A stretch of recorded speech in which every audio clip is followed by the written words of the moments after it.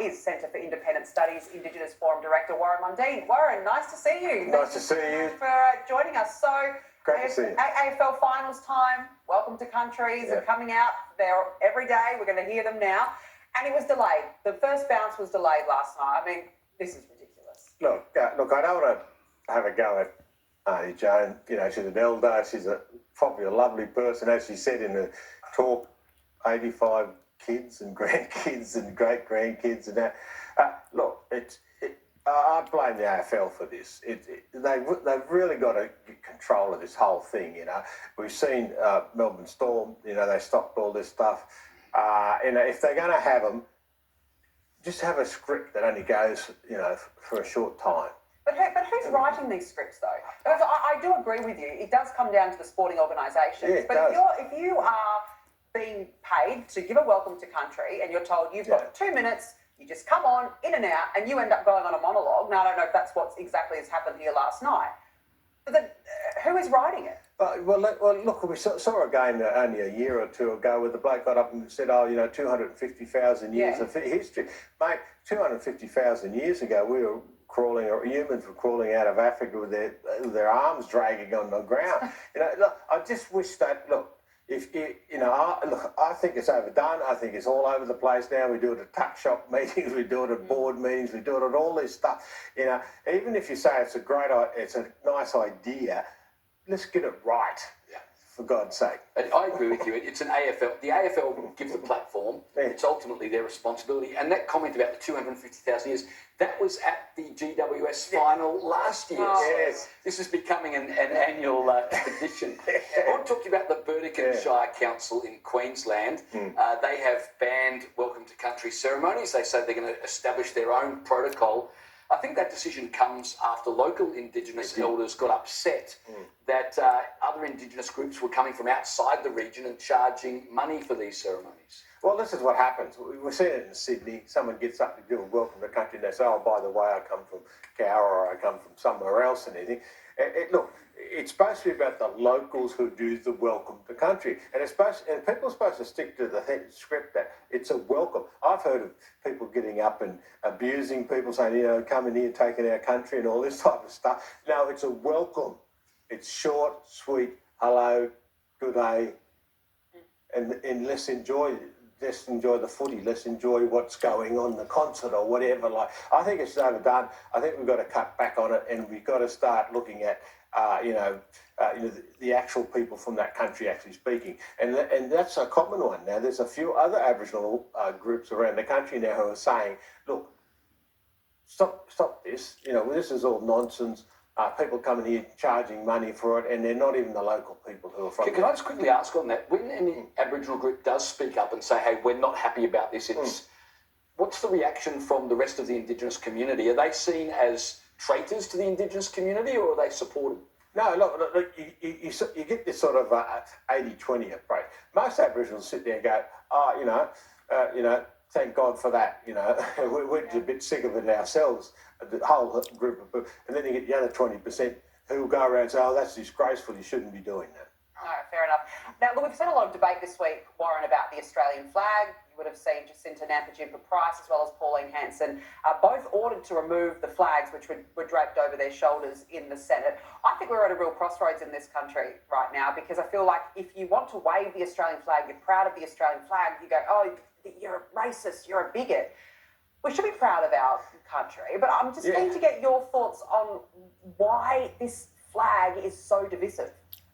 It's because we've let a minority, a tiny, tiny minority of people hijack this nation. You know, look, I'm going to get a bit insulting. I can do that to the President of the Senate because I'm not in the Senate. Yeah. Is that when has the Australian flag become a prop?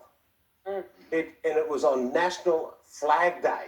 Yeah. We'd be the only country in the world on National Flag Day that the President of the Senate says this is the prop and it shouldn't be in the Parliament. I reckon that person either should go back and learn about Australia. She's an idiot, actually. Yeah. An idiot. And to compare that and that Senator Nick, whatever his name is, we'll probably never hear him again. He's standing up and saying, that's equivalent to the Palestinian flag. No, it's not. It's Australia. It's not Palestine or in the Middle East. It's Australia. It's on National Flag Day. We should be flying it everywhere, and it should be flying everywhere in the parliament, because every one of those parliamentarians and all the military and everyone else serve under that flag. Do you sometimes look at the Senate and think you dodged a bullet by not being in there at the moment? Oh, mate, I would have a lot of fun, actually. Right. After I'm finished with the Senator, good Senator Nick, mate, he'd never put his head up again, I tell you. I've got to ask you about New South Wales, where we're grappling with, I think it's a record 42,000 Aboriginal claims for Crown land. That's a 320% increase. One of the questions I want to ask you is, why are land claims suddenly on the rise? A 320% increase in claims. What's behind that? What's happening at the moment is in regard to the legislation. It's you have this legislation which is basically on unoccupied land, unused land, not needed for any future or even now public needs that we need to have. And it shows that it's for a public purpose. Look, this is what's raising it. But also, I believe that the Premier and the government, they're not putting the resources in it to deal with this stuff. Because it's how can you get a rise that large? And people are sitting back wondering what's going to happen to this block of land. I've seen situations where it's public land and it's going to be put aside. People looking at it for a sporting event or certain other things, but they can't do anything until they get this sorted. In fact, I was talking to a land council only a few weeks ago that through the media they found out they had the land, they hadn't even been informed officially yet. But this is the thing, though, Warren. Now, has it not gotten to the point where it's getting out of control, though? I mean, this to me is a bonanza. But this is a bonanza now. Yeah. And I feel like once it starts with 1, 2, 3, suddenly now it's blowing out into the tens of thousands. Yeah. When does it end? Well, that's a big problem we've got. You've got thousands of it going now, and that's just going to grow and grow and grow and grow. And look, the government's got to sort it out. They've got an inquiry looking at the treaty process, which I'm telling the Libs and the Nationals in New South Wales, knock it on the head straight away. Like Victoria, finally the Libs in Victoria and the Nationals in Victoria stood up and said they're against the treaty process in Victoria, and if they get into government next time, they're going to, and it's in place, they're going to actually abolish it. This is what we should be doing across the country. It is not helping Aboriginal people. It is not getting them jobs. And when they do have votes for these organisations, only 10% of eligible Aboriginals vote for it, or 3%, or 2% in Victoria. It's becoming a joke. Yeah. It certainly is. Warren Mundine, good to see you as always. Thanks so much for joining us on the show this evening. Right, you've heard it there from Warren Mundine, a very prestigious Aboriginal in Australia. He's joined with a lot of Australians, Australian-wide. They've already started. We're sick and tired of the wokeness, the welcome to country. So if you don't have a please don't welcome me to our country sticker on your car, get in touch with Advance Australia. Proudly put it on your car. Fly the Australian flag and don't put up with the crap. There was a march just last week.